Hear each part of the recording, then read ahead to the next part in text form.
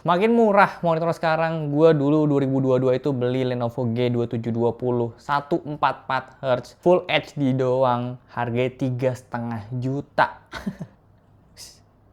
Sekarang kita udah bisa dapetin harga yang lebih murah dengan kualitas yang lebih bagus, 170 Hz 2K. Jadi kita akan bahas monitor yang belakang ini. So, langsung aja masuk ke videonya.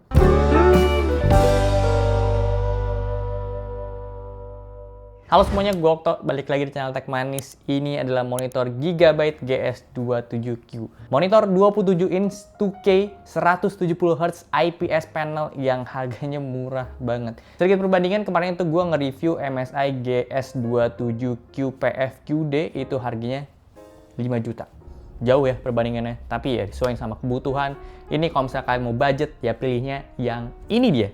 Gigabyte ini desainnya nggak ada yang mencolok, biasa aja, tapi gue suka karena nggak agresif gitu, terus kakinya juga simple, kotak, ada tulisan gaming sedikit di sini, ada VSA mount 100x100 mm, dan ya gue rekomendasiin untuk pakai bracket aja. Portnya ada 2 HDMI 2.0 dan 1 DP 1.4. Yang gue suka tombol OSD-nya itu udah joystick, jadi gampang banget untuk operasinya, dan pengaturan dalam OSD juga ini udah lengkap. Ada settingan overclock, jangan lupa dinyalain biar dapat 170 Hz-nya, itu ada di settingan displaynya dia. Dan kita harus pakai kabel DP untuk dapetin 170 Hz. Jujur aja ukuran monitor 27 inch 2K itu jadi favorit gue untuk saat ini karena pas aja gitu, 27 inch dengan layarnya gede dan dalamnya itu 2K, jadi punya pixel yang lebih rapet dan kita bisa tampilin konten yang lebih banyak dibanding Full HD. Jadi mantep banget kombinasi tersebut. Untuk kerja enak pakai multi window, ini sangat bisa dibandingin Full HD.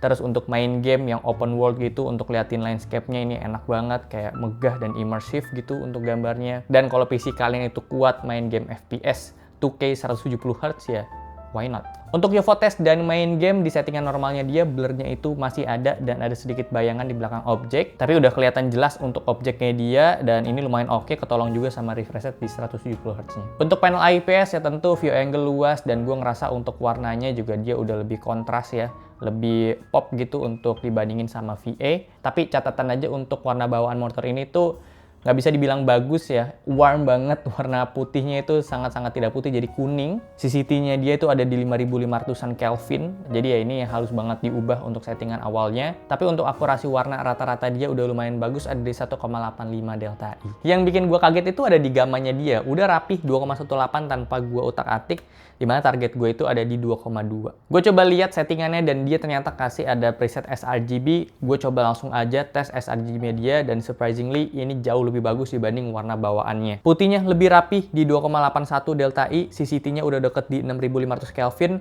akurasi warna rata-rata dia udah di 1,4 delta I, dan gamanya tetap rapi juga di 2,18. Jadi kalau misalnya kalian nggak mau ribet, kalian bisa pakai yang sRGB-nya aja. Untuk gamut, dia klaim itu ada di 99% sRGB, tapi pengetesan gue sayangnya ini lumayan jauh ya, selisihnya ada di 91% sRGB.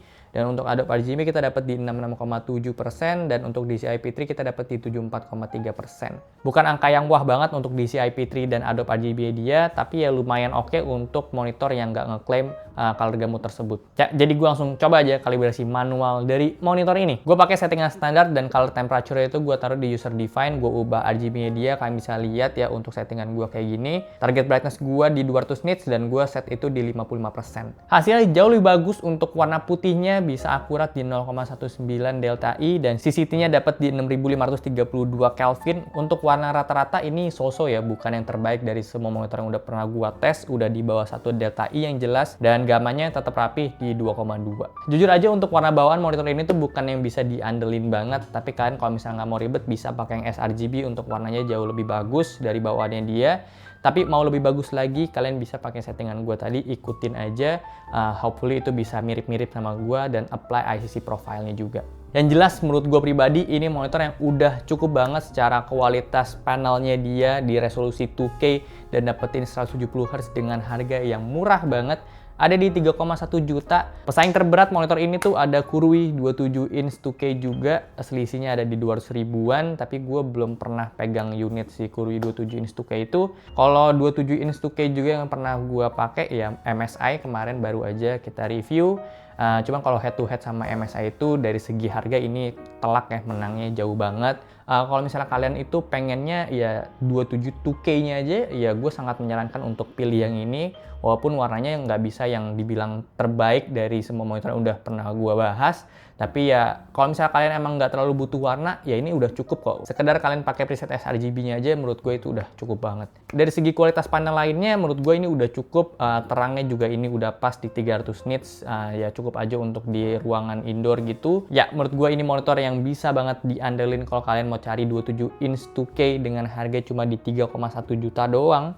Udah bisa main game yang enak ngelihat gambarnya, apalagi kalau kalian main game itu AAA, resolusi yang sangat diandelin, dan kalau misalnya mau main kompetitif juga bisa karena 170 Hz. Untuk kerja ini enak, multi window, banyak konten yang bisa ditampilin, atau mau entertainment aja, nonton video, nonton film, ini juga udah mantep. Dan untuk kalian yang kebutuhan content creator, ya walaupun ini masih bisa untuk ngedit karena warnanya juga bukan yang jelek-jelek banget, tapi dengan catatan ya kalian pilih yang sRGB atau kalibrasi aja monitornya. Dengan harga yang termasuk murah ini kita tetap dapat garansi 3 tahun spare part service dan panel. Jadi ya mantep servisnya dari Gigabyte. Jadi ya segitu aja untuk video kali ini. Thank you banget udah nonton. Kalau suka boleh like, share, dan subscribe. Gua Okto, sampai jumpa di video selanjutnya. Terima kasih.